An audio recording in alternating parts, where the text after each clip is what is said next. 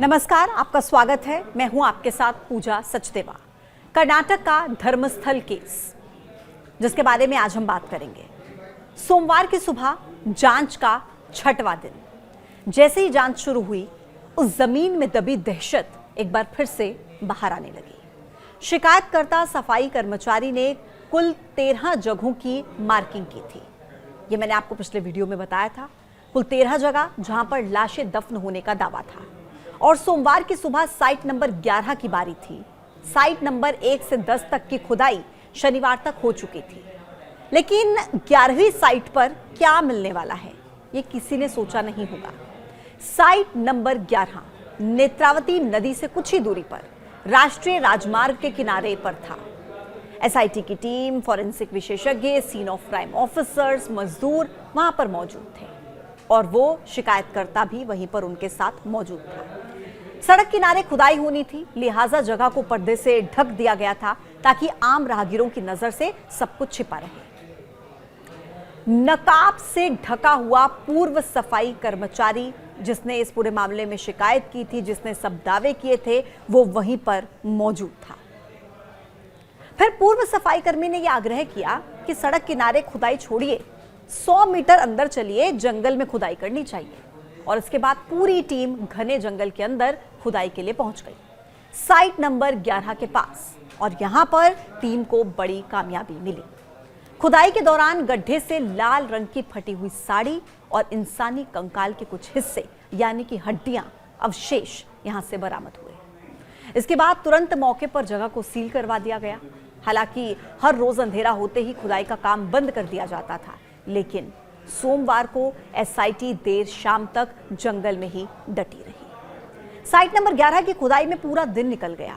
Site number 12 की खुदाई सोमवार को हो नहीं पाई। हालांकि जो अवशेष मिले वो पुरुष के हैं या महिला के, ये अभी जांच के बाद पता चलेगा। अब 2 जगहों की खुदाई बची हुई है, साइट नंबर 12 और साइट नंबर 13। साइट नंबर 13 सबसे ज्यादा अहम है। क्यों?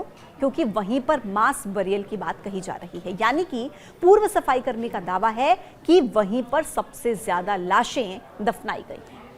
जानकारी यह है कि पूर्व सफाई कर्मचारी ने धर्मस्थल और उसके आसपास 6 से 7 किलोमीटर के दायरे में करीब 50 जगहों की पहचान की है जहां पर लाशें दफन हैं। इनमें से 6 से 7 जगहों पर सामूहिक दफन हुआ है। फिलहाल पहले चरण में सिर्फ 13 जगहों की खुदाई हो रही है, बाकी जगहों की खुदाई अगले चरण में होगी। 29 जुलाई से खुदाई का यह सफर शुरू हुआ था और अभी तक 29 जुलाई से अभी तक इस खुदाई और जांच का सफर कैसा रहा, क्या क्या निकलकर सामने आया, एक बार डिटेल में आपको मैं वो भी बता देती हूँ। 29 जुलाई खुदाई का पहला दिन, नेत्रावती नदी के किनारे साइट नंबर 1 की खुदाई हुई। 15 फीट गहरा गड्ढा किया गया, लेकिन कुछ नहीं मिला। 30 जुलाई दूसरा दिन खुदाई का, साइट नंबर 2, 3, 4 और 5 पर खुदाई हुई। लाशें नहीं मिली, लेकिन साइट नंबर 2 से लाल रंग का एक फटा हुआ ब्लाउज और एक पैन कार्ड, एक एटीएम कार्ड वहां से जरूर मिला। 31 जुलाई तीसरा दिन, साइट नंबर 6 पर पहली बार इंसानी हड्डियां मिली। मजदूरों ने हाथों से मिट्टी हटाई, फॉरेंसिक टीम ने सबूत को सुरक्षित किया। फिर 1 अगस्त से 3 अगस्त साइट नंबर 7, 8, 9 और 10 की खुदाई की गई, लेकिन फिर कुछ नहीं मिला। 4 अगस्त 6वां दिन, साइट नंबर 11 से फिर इंसानी हड्डियां बरामद हुई। हालांकि साइट नंबर 11 की जिस जगह पर मार्किंग की गई थी उससे 100 मीटर दूरी पर यह मिला वहां पर। अब इस बीच जानकारी यह भी है कि मामले में अब एक नया गवाह भी सामने आया है। शनिवार को एक शख्स बेलथांगड़ी में एसआईटी के सामने पेश हुआ।